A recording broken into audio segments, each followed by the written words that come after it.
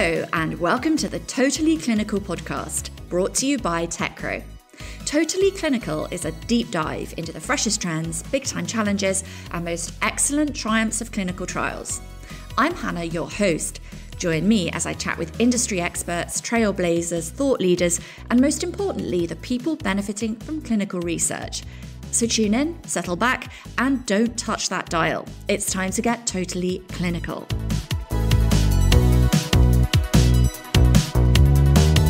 Now this week, we've something a bit different for all you listeners out there. First, we have a couple of guests on the show, Conor and Kelly from the marketing team. And second, they're talking about a topic that in my view doesn't get as much attention as it should, blood donation. The story behind our discussion today starts with a blog Kelly recently wrote on World Blood Donor Day. Now in the blog, she detailed how she was inspired to become a regular donor by her father.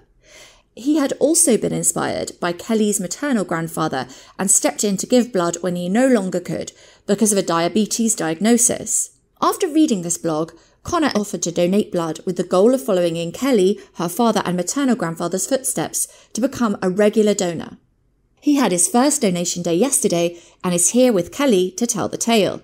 Conor, could you start by explaining more about what inspired you about Kelly's story? Yeah, so I've been working with Kelly for quite a while now, and she's told us before about herself and members of her family being regular donors, something she's outlined in her blog for World Blood Donor Day. It's something I've always wanted to do, I suppose, but, you know, how many times have we told ourselves that good intentions that never actually get followed through?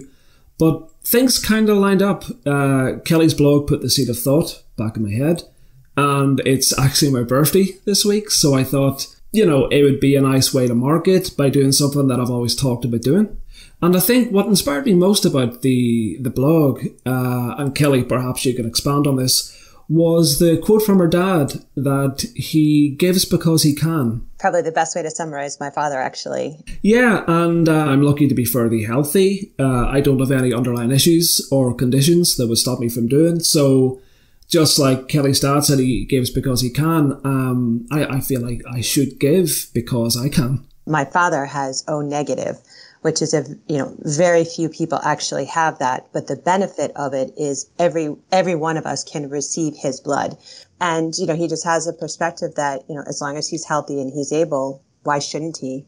And actually, I kind of have taken that approach in my life as well. If you look at parts of the world, steady, clean supplies of blood shouldn't be taken or can't be taken for granted.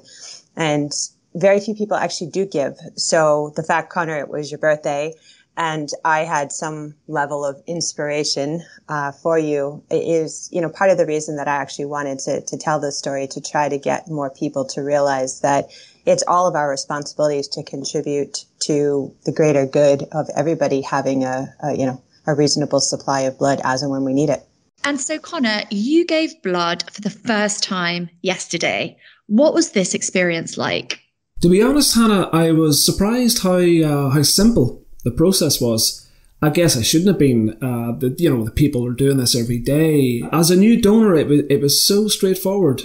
Obviously, because I'm new to the process, there was a few more forms for me to fill in and checks to be made. For example, they checked my hemoglobin level to ensure that I could donate. The only issue I ran into with one of the checks was they asked if I'd taken care of or handled monkeys in the past year. But the nurse assured me that my daughter's toy monkey that she takes everywhere with her, and who I have to give a cuddle to before bedtime every night, was fine. So, in case you're worried, toy monkeys are fine. And apart from that, it was so straightforward and simple. I arrived at the clinic about 6, and I guess I was in my seat and donating by 6:30.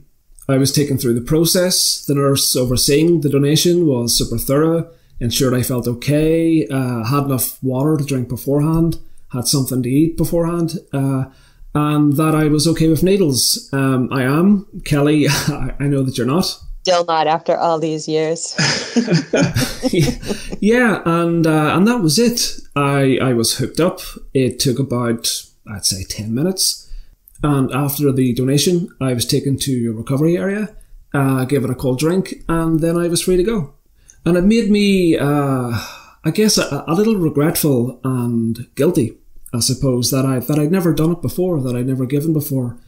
But better late than never, I guess. And I think that's probably one of the things that, people should realize. So first of all, you are giving up one of your 10 units of blood, and there is, rightly so, all the checks that happen to make sure that you're eligible, that it's safe for you. But on the other side, I've had the experience of donating both in the United States and in England, where I live now. And every nurse is just amazing, right? Because they were volunteers. I know there are some people that perhaps in some scenarios do get paid, but, you volunteered your time, I volunteer my time. We're giving up, as I said, one of your 10 units of blood for what probably is going to go to a stranger. And so I think the way they set up the collection, the donation, ensuring, of course, patient safety, blood safety as well, I think they just do a really amazing job. Yeah, definitely. Everybody that was part of the process was so confident, so calm. Everything was so safe. I never felt nervous.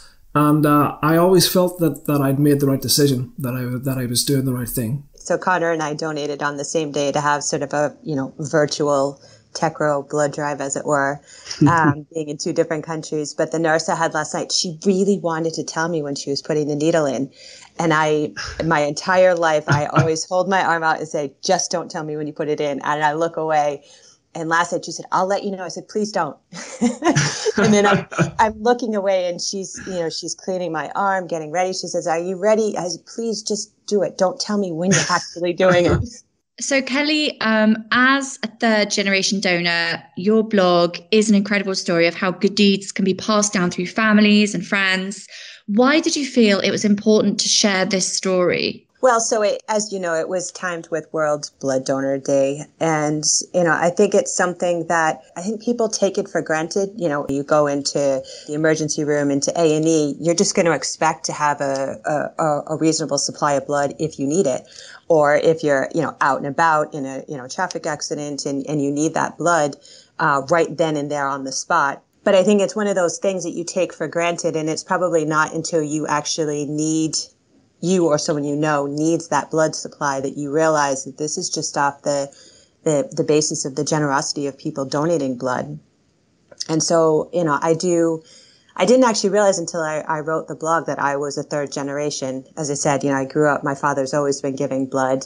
I didn't know that my grandfather on my mother's side gave blood. And that was actually the reason that my father got involved in giving blood. And then in the blog, I also write about, my best friend from university. Her father has given his entire life, and he not only donates blood, but he also donates platelets. And so it's these stories of people that I know that got me started. And, I'm hopeful that I'll get other people started, because I do think that it takes a motivation and inspiration from just hearing from somebody rather than just, going online or going to the blood center and just doing it on your own. I think there is a little bit of sort of mindset or sort of preparation that will help maybe push more people to donate. You talk about the importance of giving blood, how to encourage others to do so. How optimistic are you about this, and how can we all play our role? So when I was doing the blog, I actually looked at the percentage of people both in the UK and the United States. And first of all, I do want to be clear that there are loads of reasons why people cannot give blood. So I don't want to misinterpret my intention that I think everybody should give blood. But, coming back to what Conor had said about, my father, he gives because he can. And I think I have that same attitude. I give because I can. And there might come a point in my life where I won't be able to give blood. But as long as I'm healthy and able, I want to give my part to the world. So I think, we're less than single digits, or in single digits, I should say, of the population that gives blood. I think it's one of those things that even, a couple percentage more of people giving blood would probably have a really big impact. And I think right now with concerns around COVID, with lockdowns, I do think that blood supplies are short. I think that's true in the United States. It's true in the UK. It's probably true in most places in in the world. And so I think everybody just, having that perspective that, we're all in this together, right? You have one life, and if you're able to contribute to saving someone's life, because that's what giving blood is about. It is about saving somebody's life, whether they're in a trauma or they're going through some sort of treatment, like a cancer treatment or something. There's all kinds of reasons that people need blood in all kinds of scenarios. And so, we're all human at the end of the day. And I think supporting each other in these small ways, that for the families that benefit from my blood, it's actually not a small way, but for me to take, an hour out of my life every few months it's not such a burden on me. And I think it has a huge impact. Every few months? I didn't realize that you did every few months. It's different for men and women because your body obviously has to recover. So because you are giving a pint of blood, it takes a period of time. And I think for women, it's maybe 3 or 4 times a year. For men, it's a little bit faster. But yeah, you can only give a few times a year. And now Conor has contributed to that. Absolutely. And just to touch on something that I don't think I mentioned before, everybody at the centre was so grateful. They were thanking me so much for doing it. They were really enthusiastic about me donating. And it made me feel really good to be doing it. So I'd say if you're lucky enough to be able to donate, the only thing stopping you from doing it is filling in a form and taking an hour out of your day to visit the centre. You really should. So will you be giving blood again? Yeah, I mean, obviously I'm going to say yes, even if I wasn't, but I have to say that I honestly will. The process, of course, is going to be different for every person that's doing it. But, like I said before, thankfully, I don't have any underlying health issues that might complicate the process. And at the minute, there's literally nothing stopping me from donating again. So I'd be mad not to. And in just one line, a quick one to finish, what advice do you both have for first-time donors? Kelly? Drink lots of water before you go. Conor? I'd say if you're in any way worried, once you're in the chair and ready to donate, you really don't need to be. It couldn't be simpler. Thank you both Kelly and Conor for joining me on the podcast to talk about the important topic of blood donation. Let's hope the message resonates and that more people discover the importance of donation. And that's your dose of Totally Clinical.